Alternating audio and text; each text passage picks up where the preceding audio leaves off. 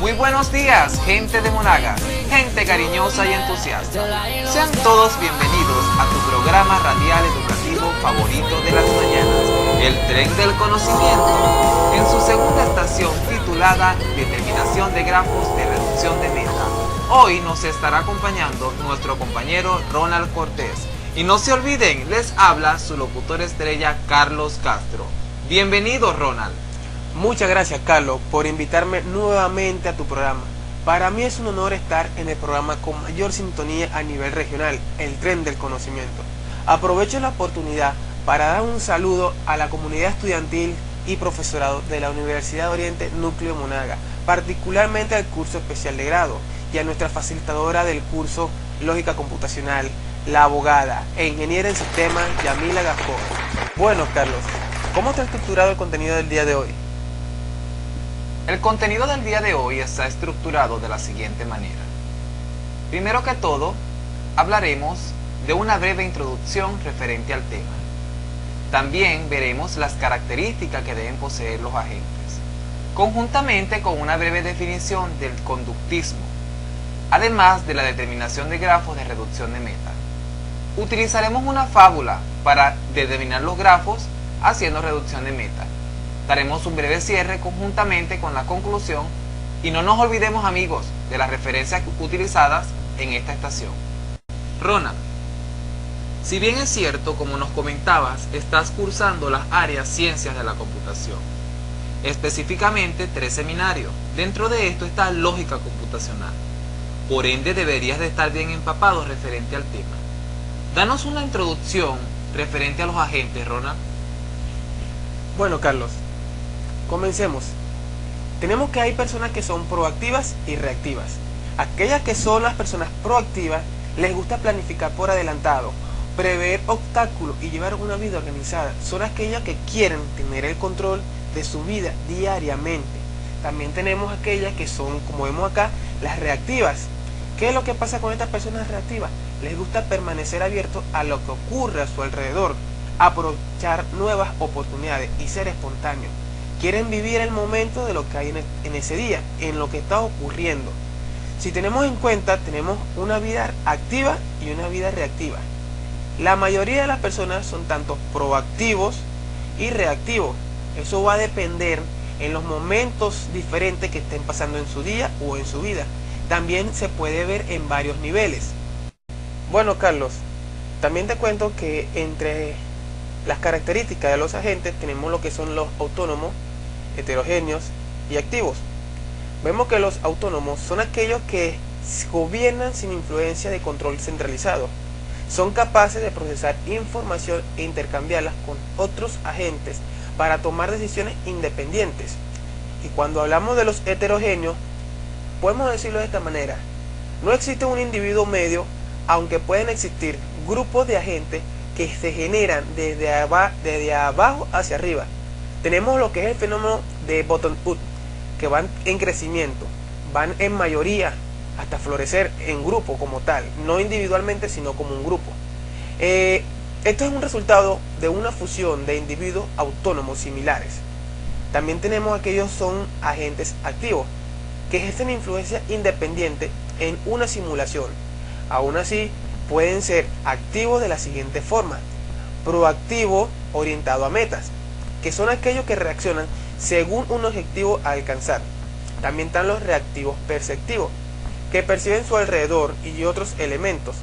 También están los racional limitado, que poseen la capacidad de solucionar problemas por deducción para mejorar su situación, aunque con una percepción muy limitada.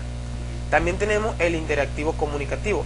Se comunica con otros agentes, ya sea en forma práctica, verbal o hasta imaginativa, dependiendo. También están lo que son los móviles, que pueden recorrer el espacio entre unos modelos, o los adaptativos, que pueden cambiar su espacio o su estado dependiendo de su estado actual, adaptándolo a partir de una forma de memoria o aprendizaje. Carlos, también en este contenido vamos a hablar del conductismo. Según Dávila, en el 2006, comparte con la regla de condición-acción, esa orientación a modelar la conducta como reacciones a cambios en el ambiente.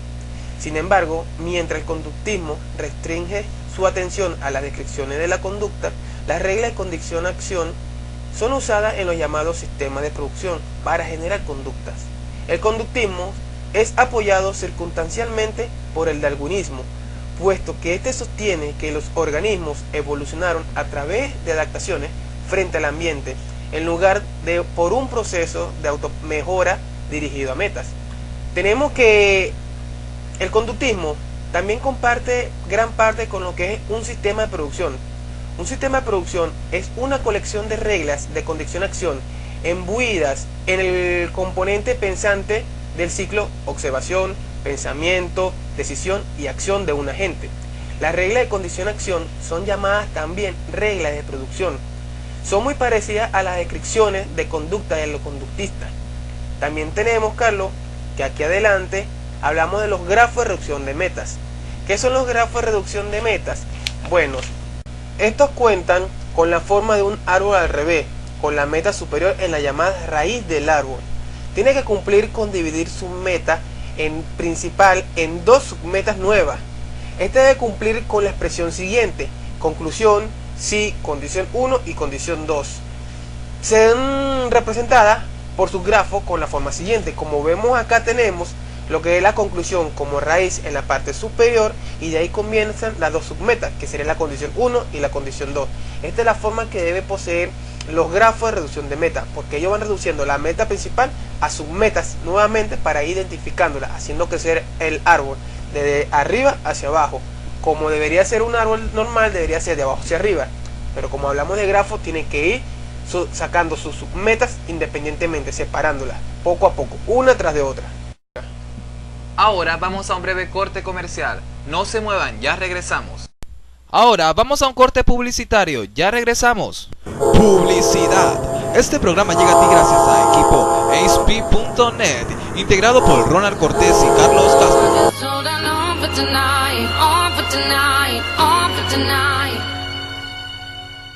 De Comunicación e Información. A través del satélite Simón Bolívar, transmite a continuación el siguiente mensaje de la República Bolivariana de Venezuela. Regresando a tu programa El Tren del Conocimiento, estamos hablando de grafos de reducción de meta, y nos damos cuenta que cuando se modela un agente a obtener una meta, que principalmente es la interacción con el medio ambiente, tenemos que plantear una conclusión. La conclusión va a ser obtenida de acuerdo a las condiciones que se cumplan para llegar a la acción, a la meta. Para ello se divide la meta en dos submetas, llamadas también condiciones. Ronald, pasando a otro tema, ¿cómo podemos modelar los grafos de reducción de meta haciendo uso a la vida real, haciendo uso a la cotidianidad? Bueno, la manera de representar un agente en la vida real es interactuando con ellos mismos. Vamos a representarlo mediante una fábula. Se llaman Las perritas de mi casa. Acompáñame aquí, Carlos. Demos inicio a la lectura de esta fábula, titulada Las perritas de mi casa. En mi casa se encuentran dos perritas, una llamada Mila y la otra Kelly. Mila es muy inteligente y Kelly espontánea y juguetona. A la hora de comer siempre es Mila que se queda con la mayor parte de la comida. En una oportunidad fue Kelly quien se quedó con el hueso y Mila no obtuvo lo suficiente. En vista de esta situación, Mila molesta planeó quedarse con el hueso de Kelly. Mila le dice a Kelly: juguemos a las escondidas. Kelly emocionada responde: déjame guardar el hueso y regreso para jugar. Mientras Kelly se dirigía al lugar donde esconder el hueso, Mila la siguió y observó dónde lo guardó, al hueso. Kelly le dice a Mila: ya podemos jugar, verás que te ganaré escondiéndome. Mila cuenta cerrando los ojos: 1, 2, 3, 4. ¿Lista o no? Allá voy. Mientras Kelly estaba escondida, Mila se dirigió al escondite del hueso y se lo comió.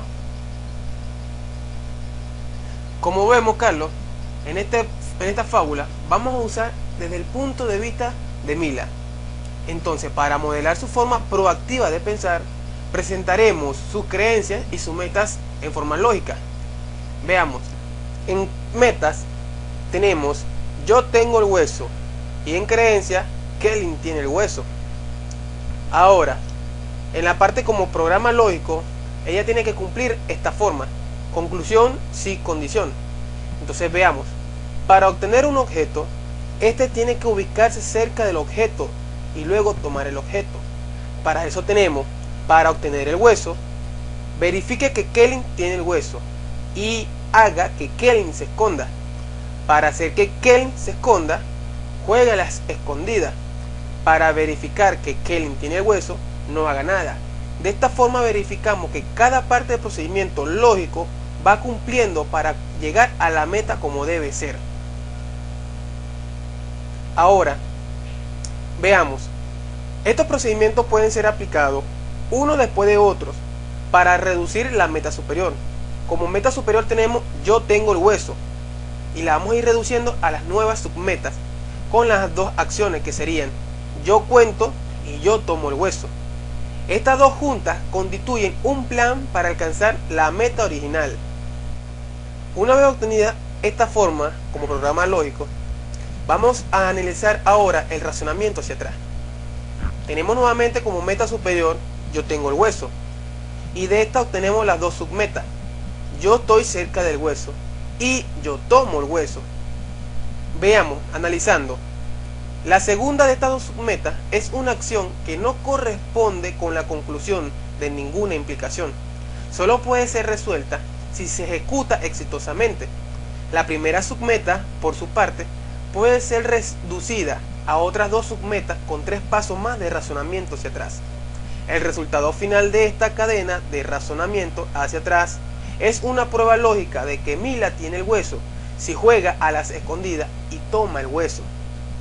Continuamos. Viendo ahora, en la lógica tradicional es más común mostrar las pruebas en la dirección hacia adelante. En este caso, la prueba tradicional sería algo como esto: yo cuento, por lo tanto, Kelly se esconde. Kelly tiene el hueso, por lo tanto, yo estoy cerca del hueso. Yo tomo el hueso, por lo tanto, yo tengo el hueso. De esta manera vemos cómo sucesivamente se va acercando a la meta final desde una de las submetas. Ahora, pasando a la siguiente etapa, tenemos grafo de reducción de metas. Comenzando, ¿cuál es la meta principal en sí? Yo tengo el hueso. Y esta la dividimos ahora en dos nuevas submetas, que son yo tomo el hueso y yo estoy cerca del hueso. Si vemos la submeta yo tomo el hueso, únicamente tendrá efecto cuando ella tenga el hueso en su mano para cumplir la meta principal. Cuando vemos ahora yo estoy cerca del hueso, esta la volvemos a separar nuevamente en dos nuevas submetas. Esa meta que está ahí como principal se tomaría, pasaría a dividirse en dos condiciones más, que serían Kelly tiene el hueso y Kelly se esconde. Analizando la submeta que dice Kelly tiene el hueso, vemos, la alargamos y tomamos en cuenta: si ella tiene el hueso, no hago nada, es decir, no actúo, puesto de que si tiene el hueso no juego a la escondida, no puedo comerme el hueso. En cambio, con la submeta Kelly se esconde, yo cuento, porque una vez que ella comience a contar, Kelly se esconde y directamente Mila iría tras el hueso. Ahora, como una pequeña parte del cierre, tenemos el Kowalski 2006, una lección que nos dice que no es bueno confiar en las palabras y en las acciones de otro agente, sin antes tratar de entender sus metas e intenciones. Opuesto aún más simple, que antes de hacer algo, debes pensar acerca de sus posibles consecuencias.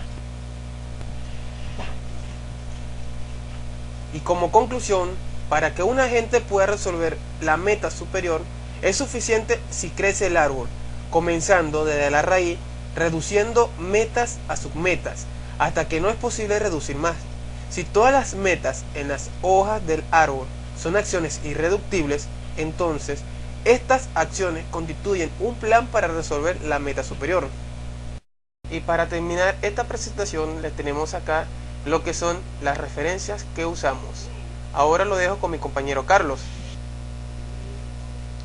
Muchas gracias por habernos acompañado. Nos vemos en una próxima edición del Tren del Conocimiento. Hasta la semana que viene, gente.